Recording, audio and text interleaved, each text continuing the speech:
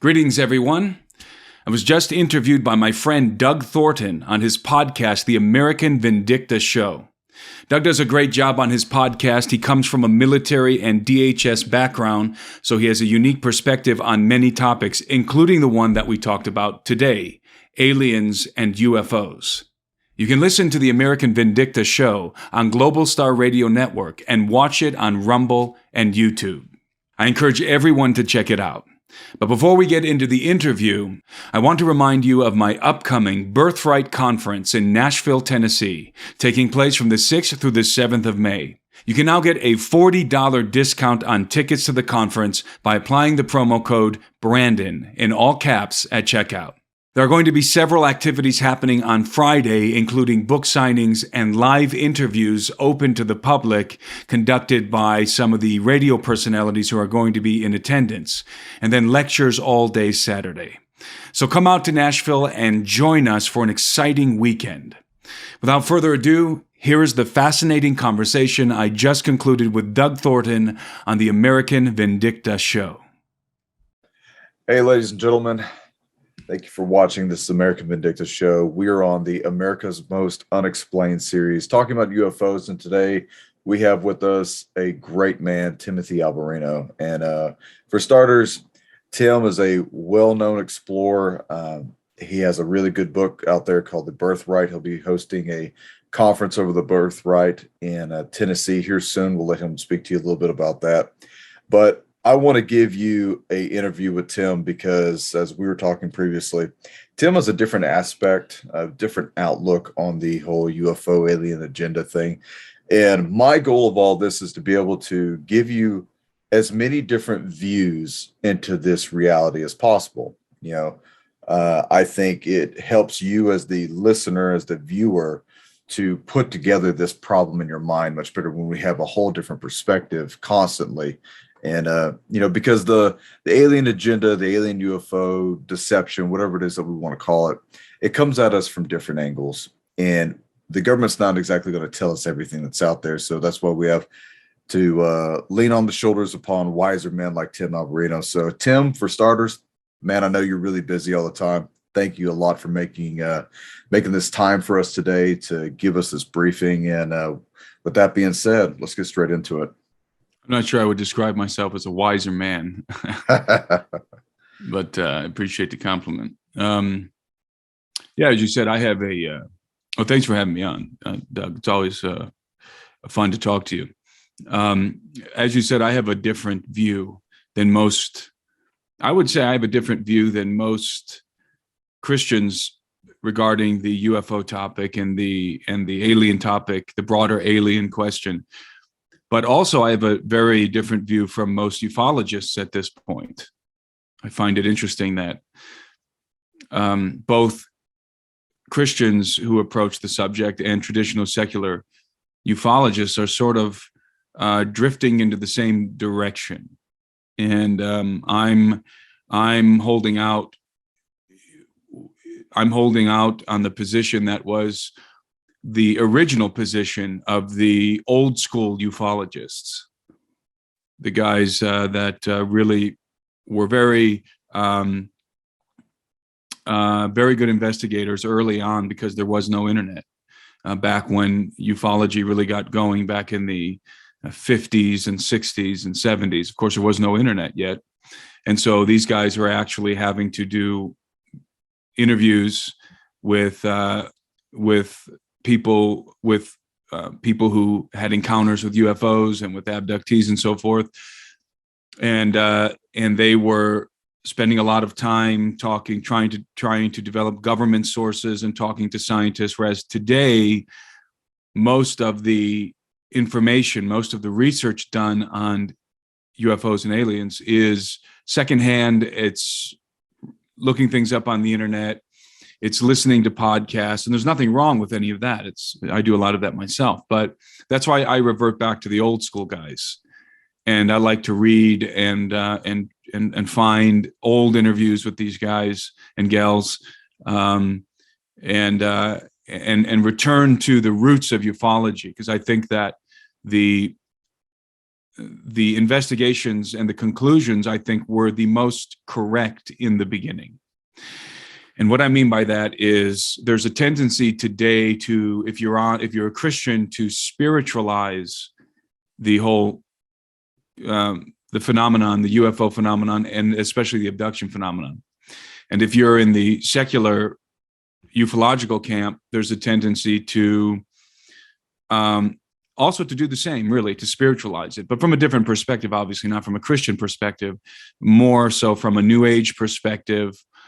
And where both camps meet, where they cross paths, is in this idea of a ultra-dimensional or extra-dimensional explanation for UFOs and extraterrestrials. I do not reject that theory, the ultra-dimensional or extra-dimensional theory. I think that there is something to it.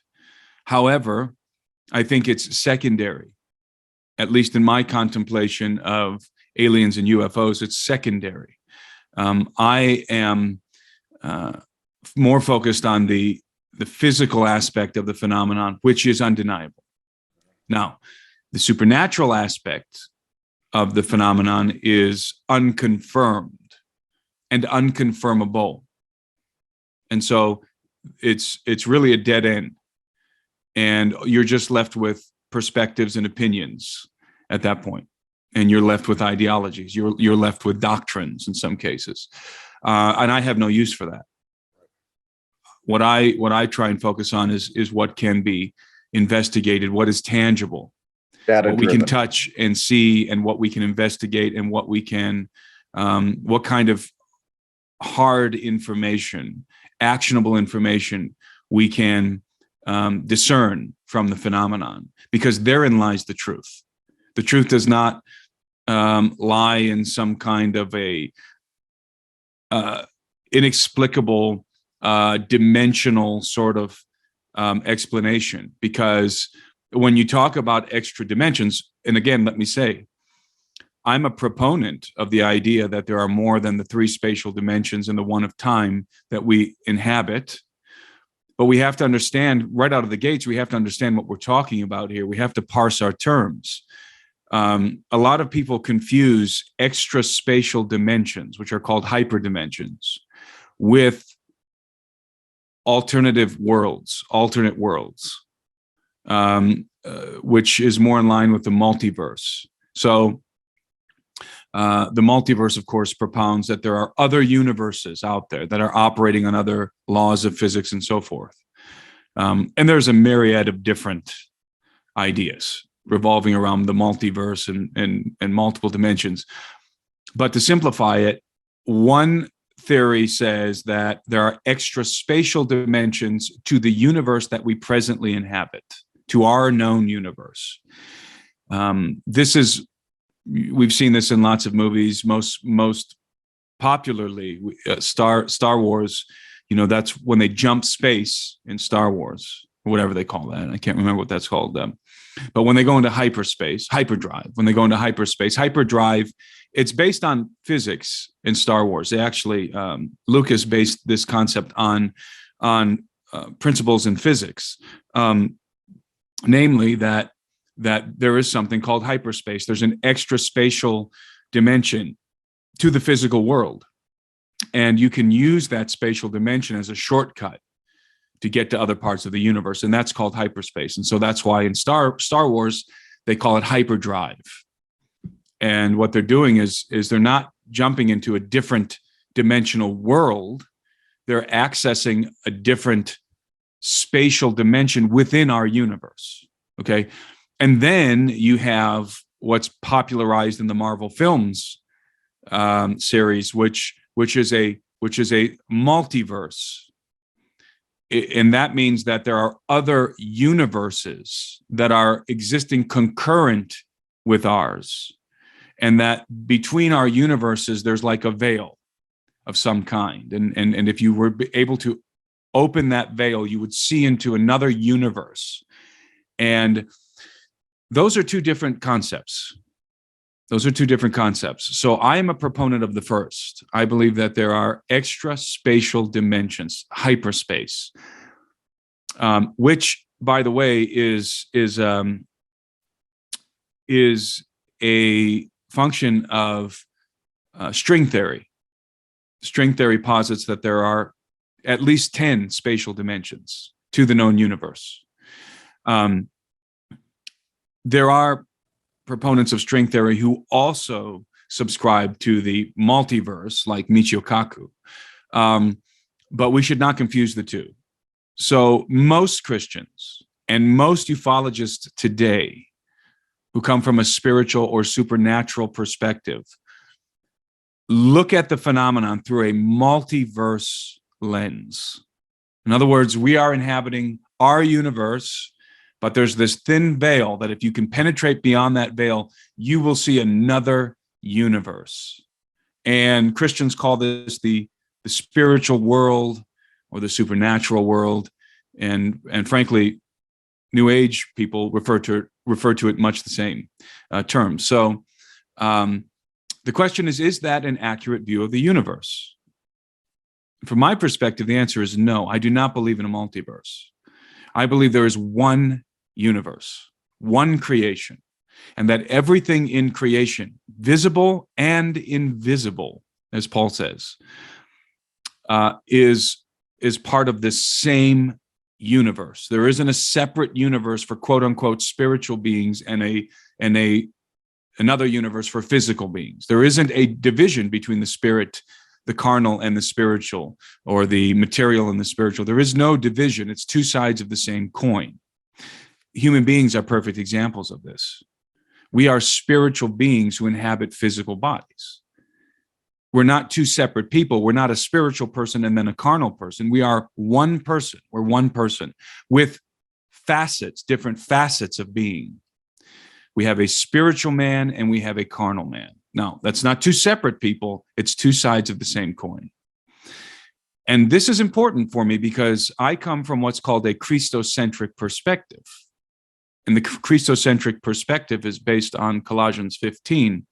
I can't remember the verse, actually. I've quoted it so many times, and I'm just so bad with numbers that I can't remember numbers. I have a hard time remembering birthdays for that reason. It's not an excuse, but it's just a reality. So in Colossians, Paul says that he defines Christ as what I call the singularity. He doesn't use that term. That's a new term, singularity. But he defines Christ as the source, the creator and the source of all things, by whom and through whom and for whom all things were created, both visible and invisible. And so there's a singular source for creation, and there is a singular creation. So that's the view that I come from. And so from that worldview, I look out at the creation that we can see.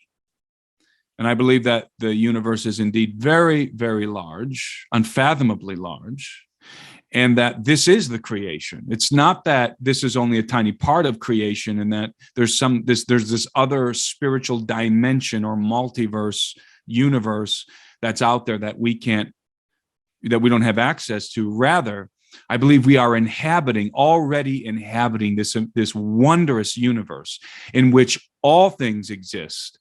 Some of those things are perceivable to us. Other facets of this reality are not perceivable to us. I call that perceptual black matter.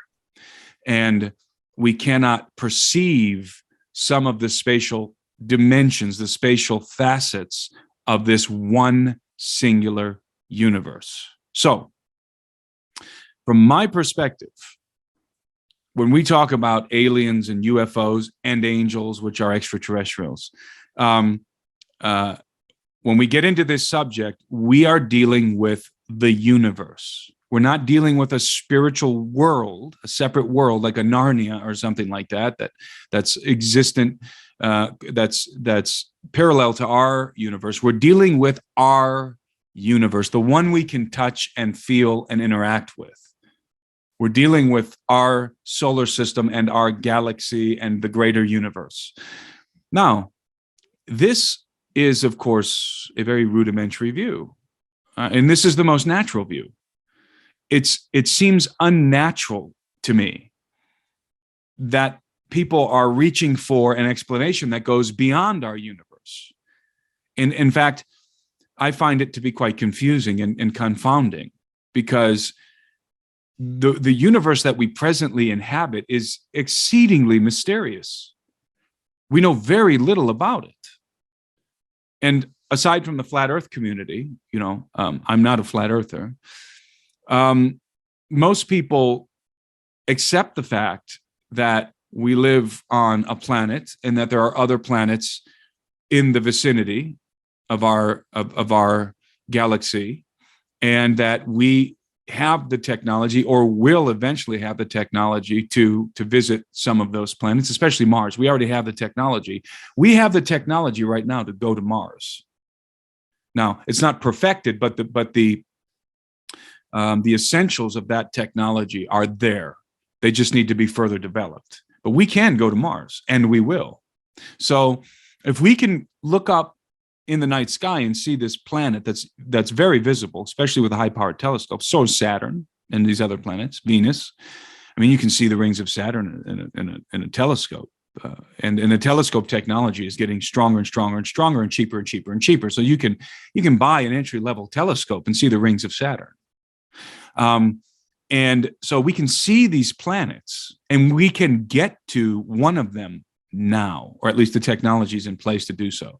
So why are we all of a sudden, Christians and ufologists, discarding the natural explanation of where aliens come from, other planets? Why do we have this need to discard this most obvious of resolutions to this question?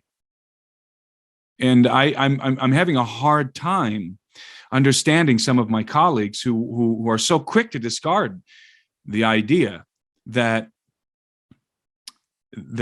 let's say the gray aliens might be a different race of entities inhabiting the universe, inhabiting perhaps a different planet, who are intruding into our planet. And this is our planet. This planet belongs to, well, let's put it this way. This planet is legally governed by the offspring of Adam. This is our domain. This is Adam's domain, planet Earth. And the Bible puts it in those terms, by the way. It's a galactic, the Bible puts the story of mankind into a galactic context. And I demonstrate that in my book, Birthright. So to wrap this up, I'm coming from that most natural perspective, that most obvious perspective, that old school perspective, both in terms of a Christian worldview, and both in terms of, also in terms of the old school ufological view, that says, okay, we have these non-human entities that are interacting with mankind. They're in possession and utilizing advanced aerospace technology that is not spiritual, some kind of a spiritual ruse. It's actual physical technology that we can reverse engineer certain components of it, and have. So this technology is being fabricated somewhere other than the Earth, most likely, or at least it's very, very plausible that is in fact the case. And so I look up at the night sky and I see the planets, and people dispute that those are planets today, some Christians, which I find quite ridiculous, especially since you can grab a telescope and look at them, and clearly they're planets. And so why then would I not just assume that that entities are coming from those other realms, planetary realms?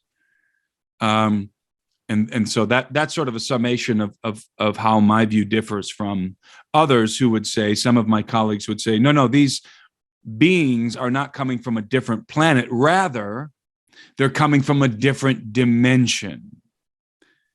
Well, the problem with different dimensions is we don't know what we're talking about. When you cannot, you nor I nor any human being can actually visualize another higher dimension. Now we're talking about the traditional understanding of a dimension that, we live in a three-spatial dimensional environment, but if there's another fourth dimension, a higher dimension, spatial dimension, which I do believe exists, but not the way we think of it, Our brains we can't even conceptualize that. It's literally impossible. Our brains can only conceptualize in 3D. We cannot conceptualize 4 dimensions. We can't. It's impossible. So why are we so eager to talk about another dimension and to think that we know how to conceptualize that? And when we see a UFO appear in the sky, we conclude it came from another dimension. We've never seen another dimension. We have no idea what another dimension looks like, but we do know what a planet looks like. We live on one. You see what I'm saying? So why do we discard the obvious and reach for a view that is much more difficult? I think part of that reason is because people feel like the church will scold you if you believe anything outside this very small scope of reference that the overall church looks at the world spiritually, right? If you believe at all that there is any chance of life elsewhere within the stars, then it would appear that some Christian leaders will say, now you're taking away from context from the Bible, or you are, I guess you could say, negating the laws that God has put on this planet. But, I kind of agree with you. Those pertain to us. We know very little of what happens outside of us. We can't even tell, for the longest time that Pluto wasn't even a planet. So we're just now at the point in time where we're actually relevant to anything that's happening off this planet. Exactly. We're like this far from relevancy. We can't even get rockets to come down from space accurately, but yet we have the technology, but the technology fails all the time. My problem with Mars, is once we start that conquest of space, should we stop at Mars or should we continue to go further? Because if we continue to go further, then we have to advance technology. But at every era, at the advancement of technology comes great human suffering and wars. It wouldn't be a far cry to see a Earth-Mars war within, let's say, a couple hundred years if we were able to colonize, because now you're supposed to be giving taxes to us, or you're supposed to be X, Y, and Z. We need something that's on Mars, and humans screw it up. Politics, the need to rule and subjugate others, instead of just the pure love of science and exploration. I think the human element is the worst condition of the exploration of the stars, because we believe, for one thing, and I don't have a fixed belief. My firm foundation in beliefs is to always remain flexible.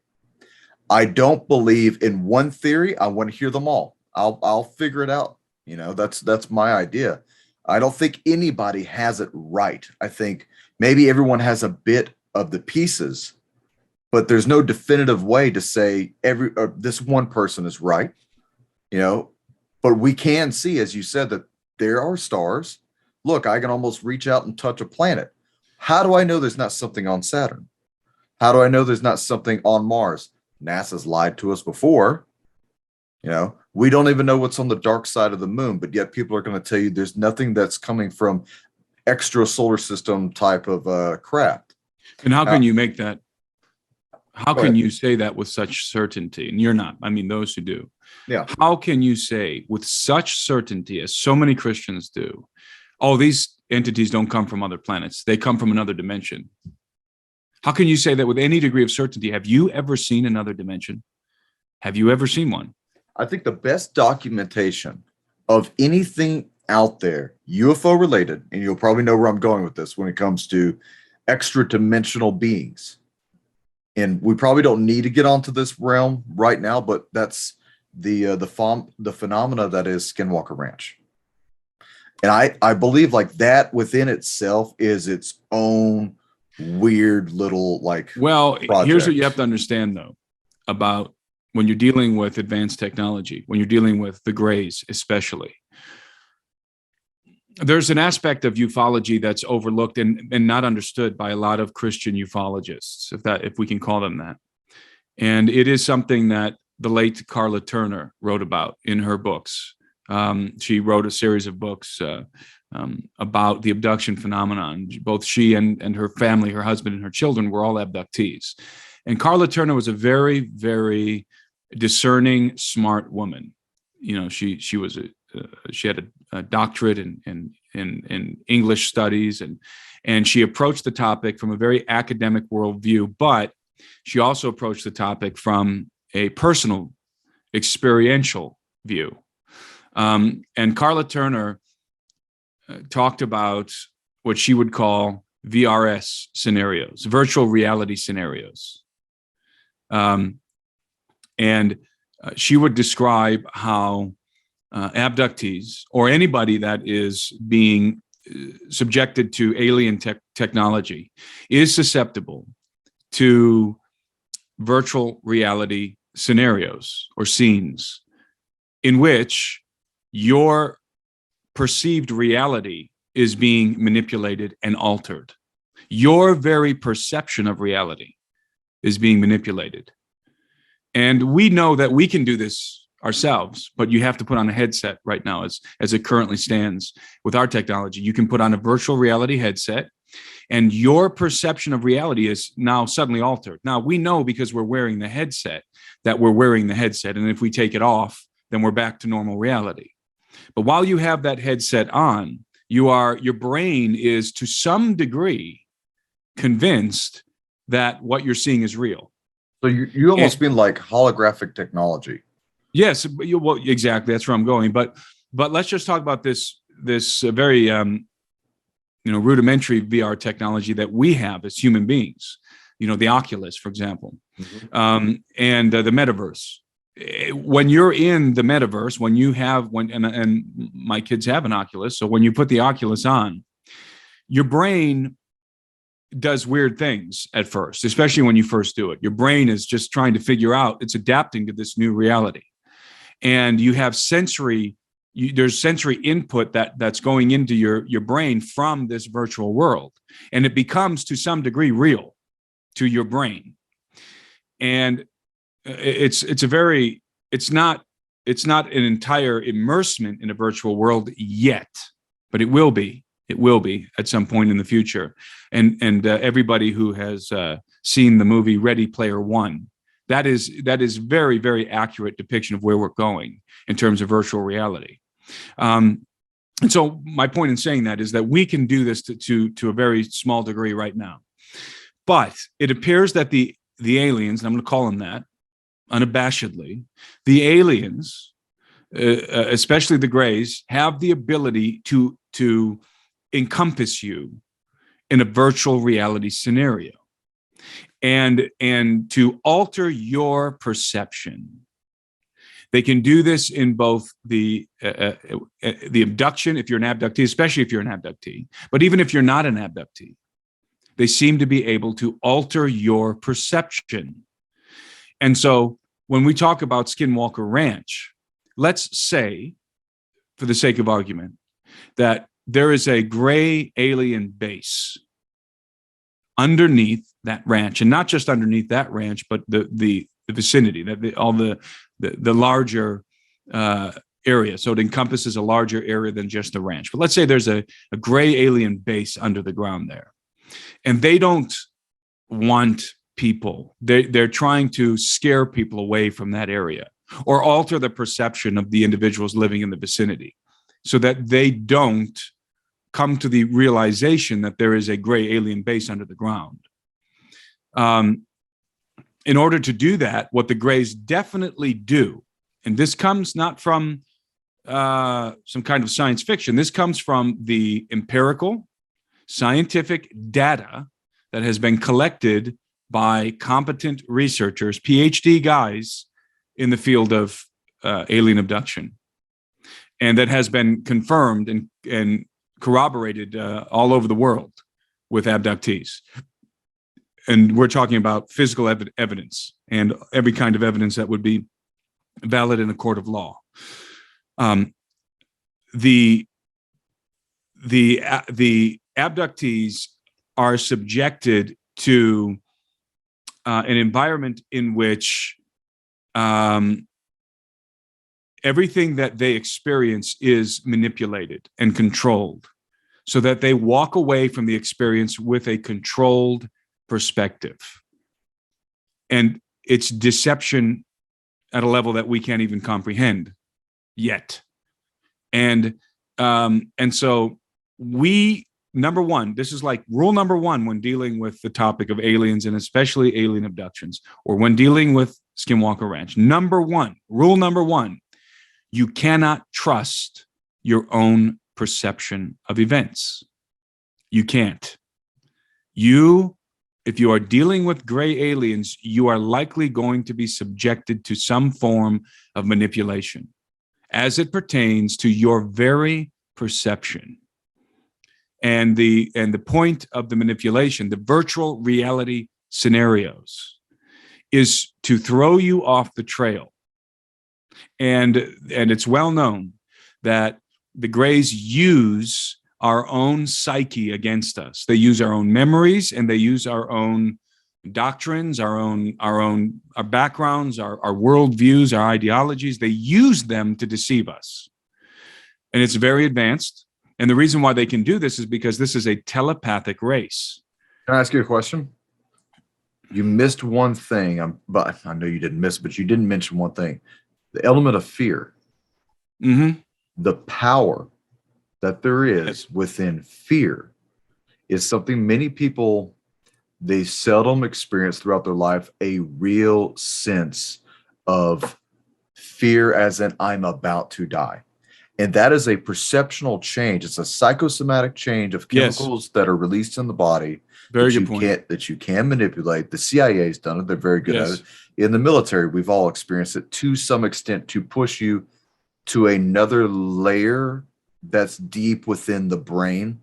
Yep. That very few times people get to access. But when you get there, I've noticed from doing my own investigation into a lot of the MUFON reports, a lot of the abductee reports, is that it is very similar to post-traumatic stress disorder. It's very similar to a psychotic breakdown.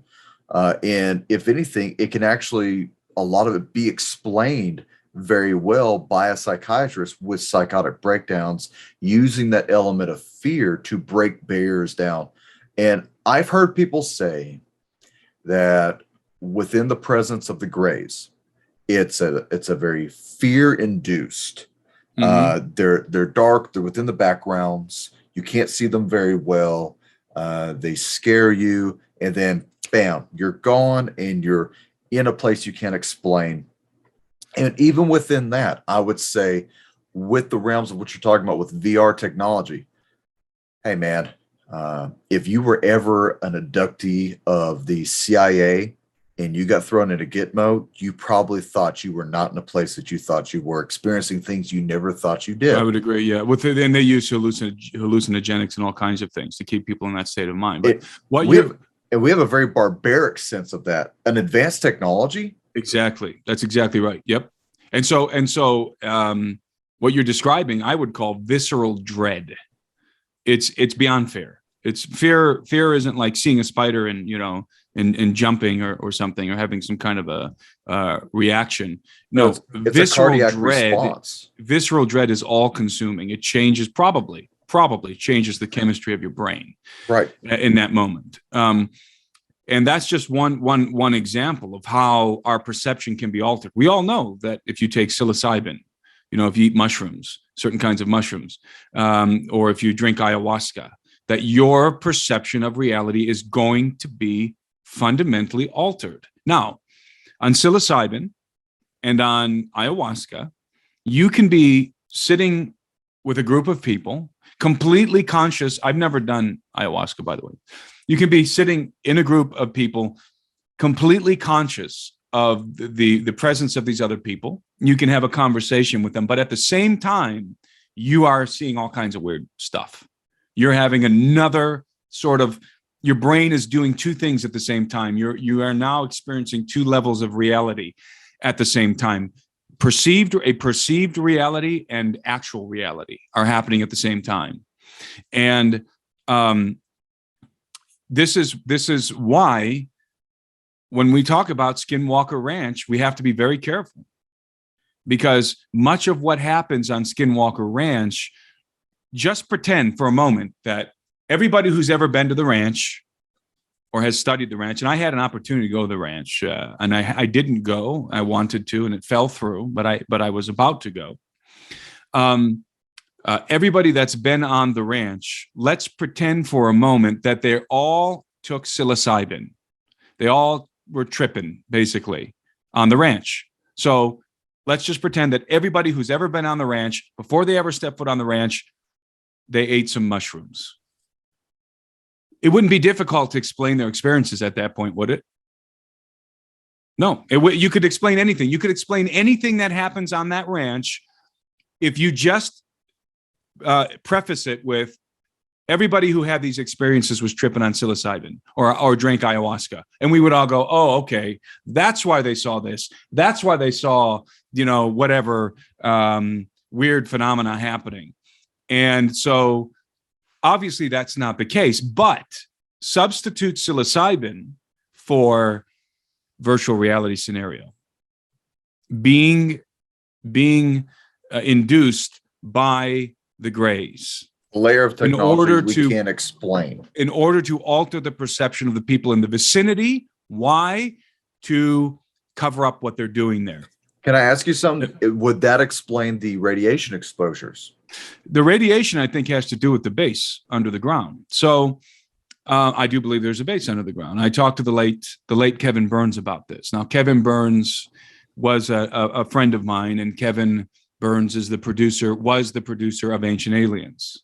And I met with Kevin on multiple occasions, and I got to know Kevin, and Kevin wanted me to go to the ranch. They're doing the show out there, I don't know if it's still ongoing, but the what's it called? The Skinwalker Ranch show, yeah, I believe Ranch. On the History Channel. So Kevin produced that show. Prometheus Entertainment. He was the president of Prometheus Entertainment.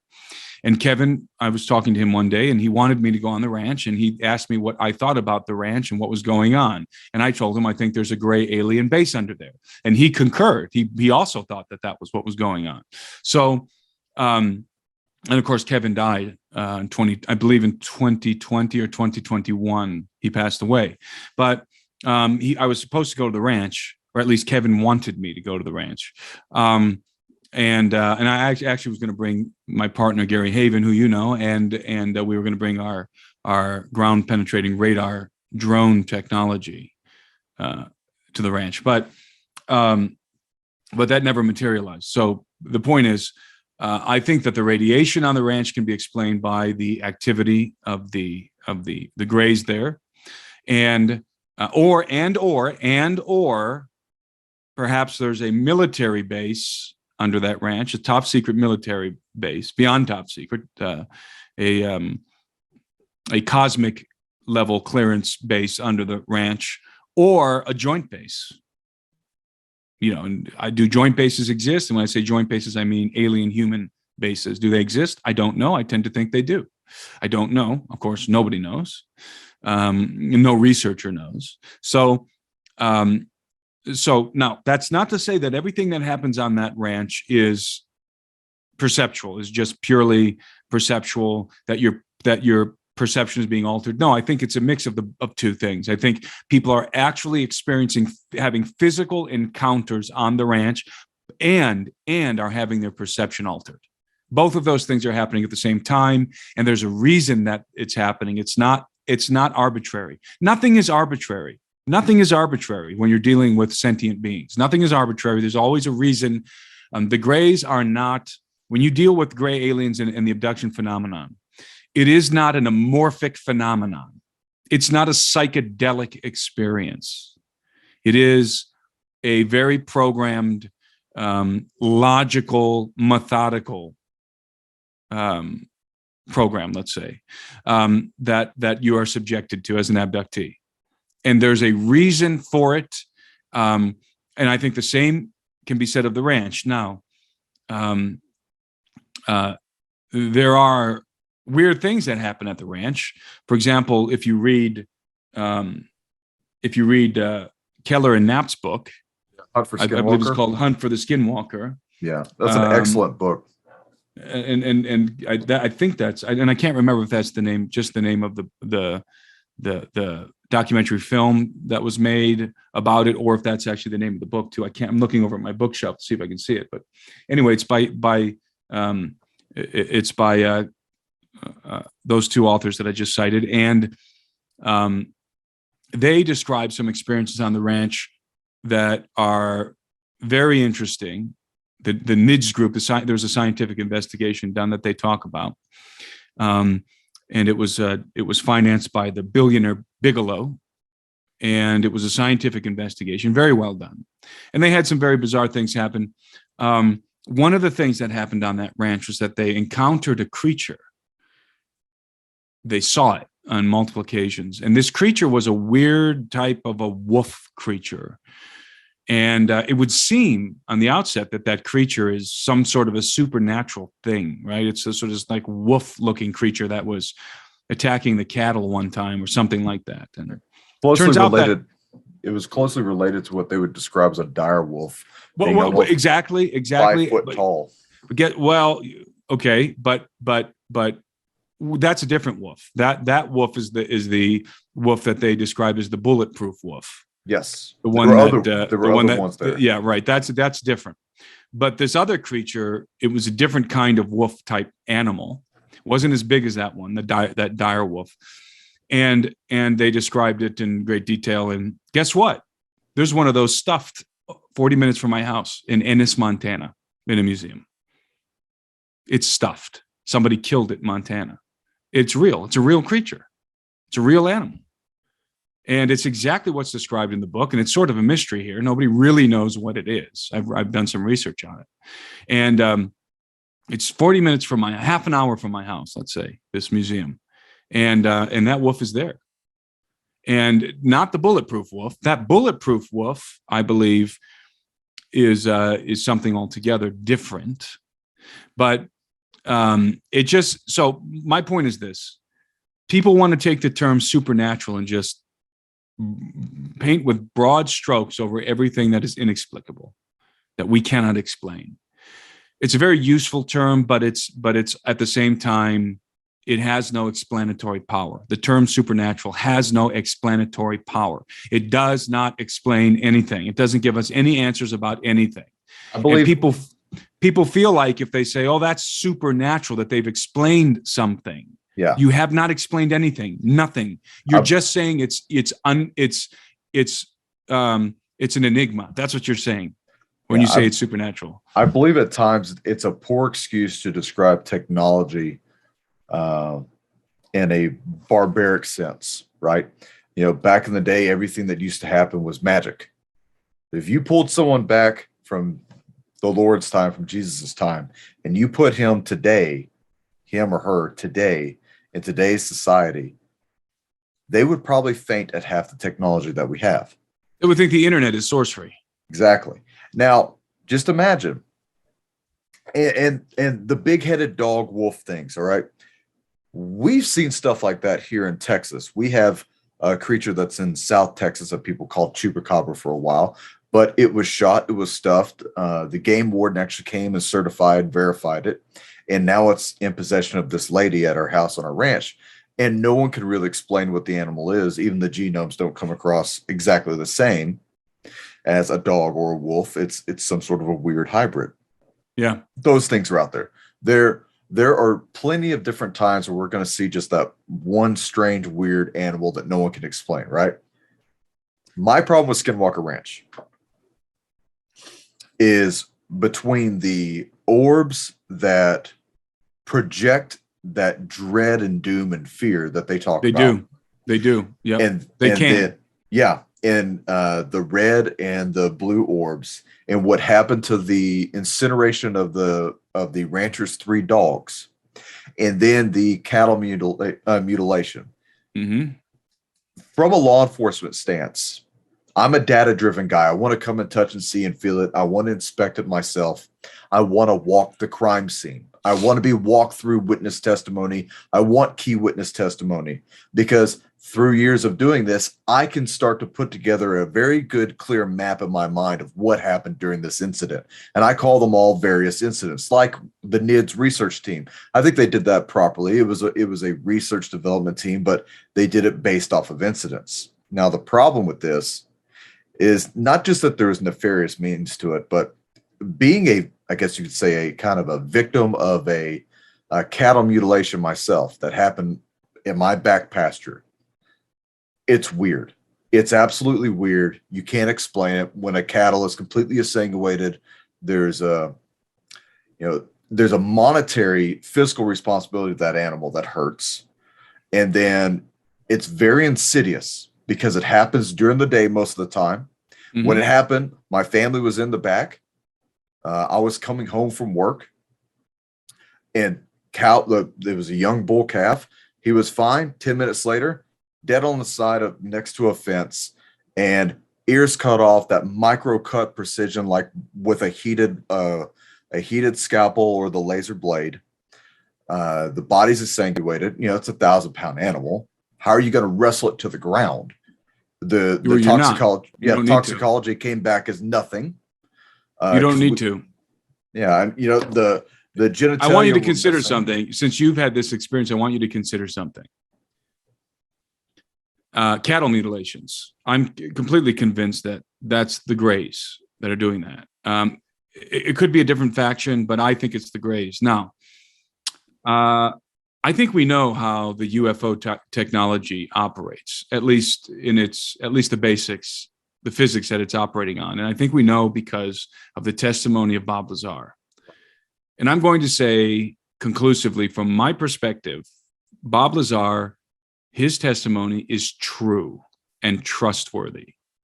And I can say that with confidence because I've done my due diligence on the Lazar story, and so has George Knapp, by the way, who I talked to about the Lazar incident, the Lazar story. And Bob Lazar was not lying. He was telling the truth, and it was verified that he was telling the truth. Many aspects of his testimony have been verified. And it took a while to verify some of it. It took a decade, but many aspects of his story have been verified today.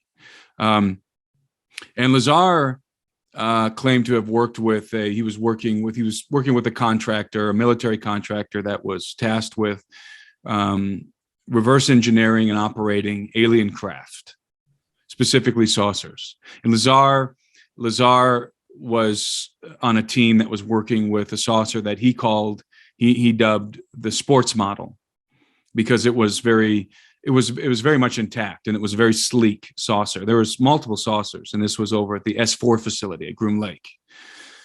And Lazar describes the technology that he was working with, and what they were trying to do is to figure out the propulsion system, the energy source, the reactor.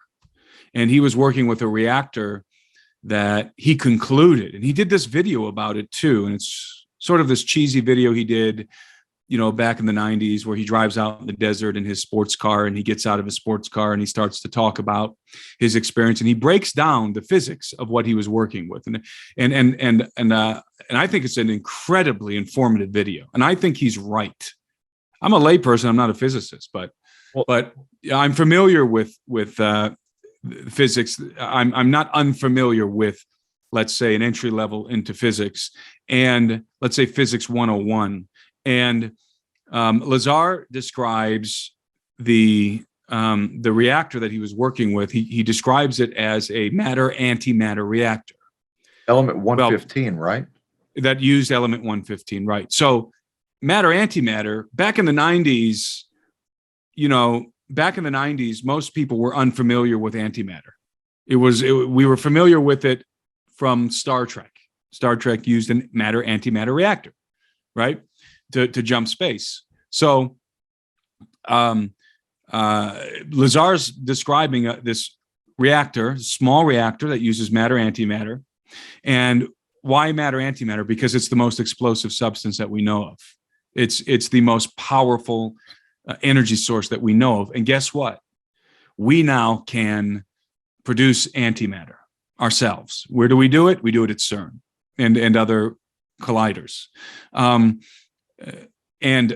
antimatter is real. It's not, this isn't science fiction, it's real. We know that antimatter and matter collide and annihilate each other always, and that it creates an explosion, and that explosion, if harnessed, would be much more powerful than an atomic bomb, let's say. So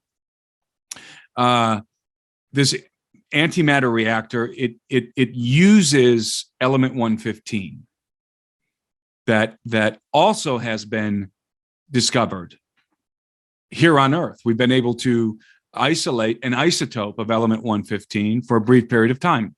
I believe it's called moscovium now. So it's now on our periodic table. That's validation of Lazar's story. He was talking about element 115 a long time before we actually were able to isolate it in a lab. And I believe it happened in Russia.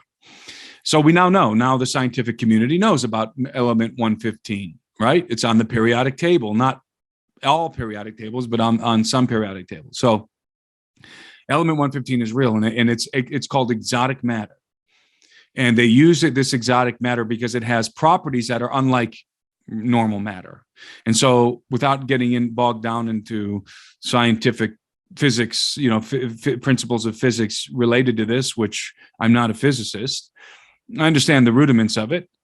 So by utilizing element 115, they're able to take advantage of antimatter reactions. And what do they do with them? According to Lazar, they use them to generate gravity fields. They use them, let's put it in very simple terms, the gravity waves, I should say. They distort the space-time continuum around the saucer. So they can create gravity waves, and the saucer essentially is pulled through space and time, or it tumbles through space is the way that I think that Lazar explains it, and it creates a space-time distortion around the craft that when it's fully energized, you can't, the craft is invisible. I think Lazar says completely invisible when it's fully energized, not because it disappears into a multidimensional world, or because it's not really a physical object, rather because it's distorting gravity. It's distorting the space-time around it. Okay. But that kind of makes sense, because a black hole can actually distort light. It can pull in light, and it can actually blind stars behind its field as it's because of gravity. By. That's right. Yeah. So it's kind of almost a similar technology that the light within our spectrum, you can envision this craft moving around, this physical craft, and when it's energized, it's distorting this space-time around it. It's distorting the fabric of the universe around it. Okay. And there's a gravity field around it. All right. So here's my question. If you're distorting space-time, if you're distorting the fabric of space, the material world, according to Einsteinian physics, that means that you're not just distorting the spatial dimension of that fabric, you're also distorting the time dimension of that fabric. Okay. So I want you to think about this. So a saucer descends in your backyard, in your field, and as it moves over your cattle, it's essentially in a time bubble because it's distorting space-time around it. So there's a time differential. The inside of that distortion, the time is different than outside. So what may seem like a split second to you, that the cattle, the ears are cut off and the eyes are taken out or cored out and the blood is taken out, it may seem like, hey, we just saw that cow 15 minutes ago in broad daylight. But in reality, the procedure took more time, but it happened within this time, this space-time distortion, this gravity field. That's actually very well described. I've never heard it said that. And so when the saucer moves over that, wherever that saucer is moving, whatever is encompassed in that gravity field, in that distorted space-time gravity field. The time is going to move differently now. How different? I don't know. That's a question that a guy like Bob Lazar would have to contemplate. But it just seems logical to me that there would be a distortion. So, and I don't know, I don't think it's days. I think it might be minutes. Maybe it's 20 minutes. Maybe there's a 20-minute difference between the time that's passing inside of that gravity field and the time that's passing outside of it. Maybe there's a 20-minute distortion, but that's a lot of time. So that, and that's another perceptual thing here. Now, that's not your perception being altered, but it is a scenario in which time is not happening the same inside of that, or in the vicinity of that saucer as it is happening outside of the effects of the gravity waves. So let's just envision that saucer coming over to your field.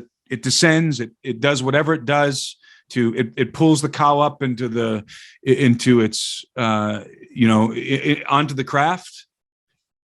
It's mechanically, of course, it's not somebody there with a surgical pen. I'm sure it's some kind of robotics mechanically processing that cow, just like we mechanically process animals today, but on a much more advanced level, right? With lasers or whatever, boom, boom, boom. Who knows how long that takes? Maybe it only takes 2 minutes to process that cow, suck the blood out of it and so forth. And then boom, drops it back on the ground and the saucer is gone. Now, in reality, that whole process took 10 minutes, right? Inside of the gravity field. Outside that distortion, maybe it was just 2 minutes or 3 minutes. And so again, it's what Arthur C. Clarke famously said, that let's just paraphrase it because I can't remember the exact phrasing of this, but any sufficiently advanced technology is going to look like magic to us. And just like you said, our sophisticated technology would look like magic to people living in the Middle Ages. I mean, have you ever been to an amusement park, and at the end of the amusement park, they do a laser lights and fireworks show, right? And they have the laser stuff going on in the sky. My God, if we were to go back into the Middle Ages and project those same lasers into the sky, people would think that the gods had come down to the earth and were talking to them. They would bow down before them and offer sacrifices. All hail Mickey Mouse. Exactly. Okay, well, that's very easy for us to understand. Of course they would. And so what about we are the, as you say, the barbarians, and these entities are the advanced civilization. And so everything they're doing looks like magic to us, but it's not. It's just physics. It doesn't have to be multi-dimensions or supernatural. It's just physics. It's an advanced understanding of physics. We probably will be able to do that. In fact, we can fly their craft now. And that's another thing that Lazar talked about. That he didn't operate the craft, but he saw it in operation, and would take off and hover and do a little maneuvering and then come back down to the ground. We were doing that. Our engineers were figuring out how to use their technology. So when people think about cattle mutilations, and people think about some of these aspects, the phenomenon, Skinwalker Ranch, remember two things. You're dealing with exceedingly advanced technology. And B, you're dealing with virtual reality scenarios. Let me ask you a question. Based off of Skinwalker Ranch, and we're at 55 minutes right now. You got to give me a yes or no answer if we're going to keep going or not. We've seen how they can process these animals, and we've seen the images, we've seen the videos of them doing it, and then they just poof, drop it, and it looks like a very professional butcher took to this animal, ripping out hip joints. Now that's extremely hard to do, and very detailed cuts. Why haven't they done that to people and just boof, dropped them on the highway? Well, there are stories of that happening, actually. I've seen some stories in places like Brazil where they have found humans processed in the same way as those cattle mutilations. Although I will say it is uncommon. They don't need human beings for that purpose. Whatever they're using the cows for, they're not using human beings for the same purpose. In fact, they're using us for a different reason. They're using human beings for our genetic material, and they're using men. Let's be, a little bit crude about it. They're using men for their sperm, and they're using women for their wombs. And so, because the program is to create hybrids. That's the program. And we're at so 57 minutes. We're gonna have to leave it right there.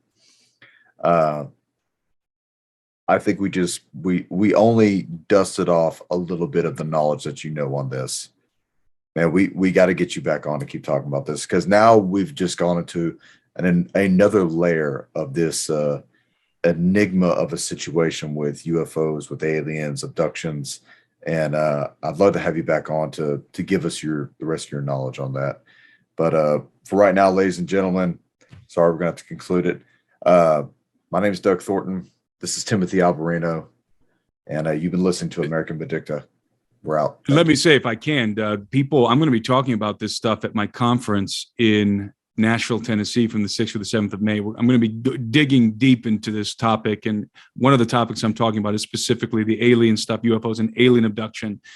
And I'm going to be addressing this. So people want to go to the conference, you can get tickets on my website, timothyalberino.com. Yep. That's awesome. Hey, we're going to see Tim again, and we're going to keep picking his mind next time we talk to him. So everyone, thank you for listening. Have a good one.